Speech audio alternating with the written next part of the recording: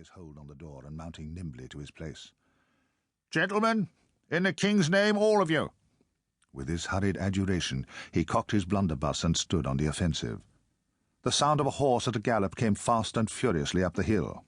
"So-ho!" the guard sang out as loud as he could roar. "You there! Stand! I shall fire!" The pace was suddenly checked, and with much splashing and floundering a man's voice called from the mist. "Is that the Dover mail?" "Why do you want to know?" the guard retorted. "I want a passenger, if it is." "What passenger?"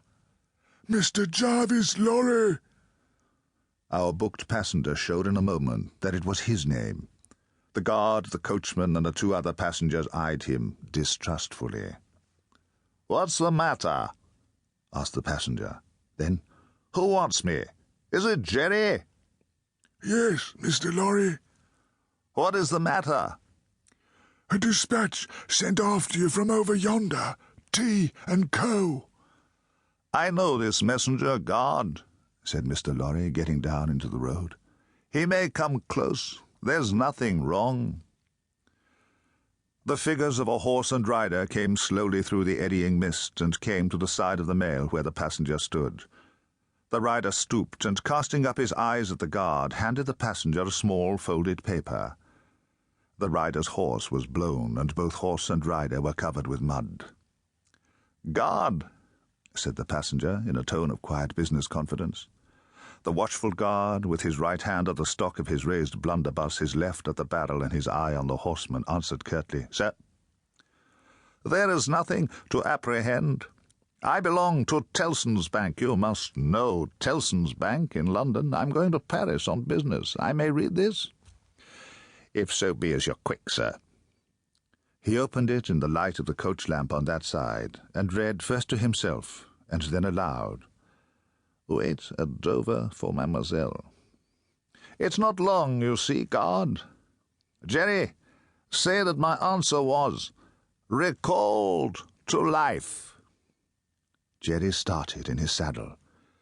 "That's a blazing strange answer," said he at his hoarsest. "Take that message back, and they will know that I received this as well as if I wrote. Make the best of your way. Good night." With those words, the passenger opened the coach door and got in. The coach lumbered on again, with heavy wreaths of mist closing round it. When the mail had got successfully to Dover, in the course of the forenoon, the head drawer at the Royal George Hotel opened the coach door as his custom was.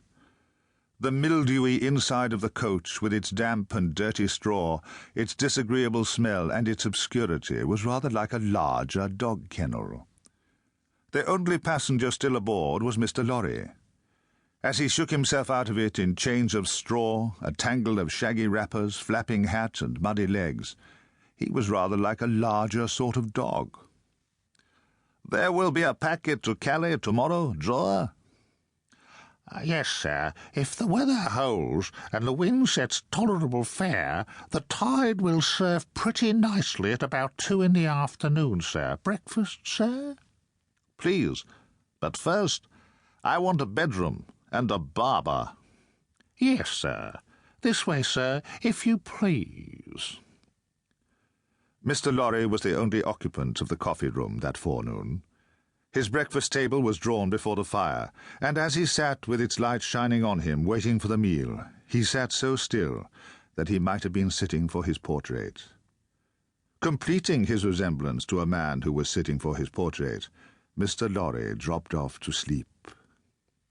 The arrival of his breakfast roused him, and he said to the drawer as he moved his chair to it, "I wish accommodation prepared for a young lady who may come here at any time today. She may ask for Mr. Jarvis Lorry, or she may only ask for a gentleman from Tellson's Bank. Please to let me know." "Yes, sir. Tellson's Bank in London, sir?"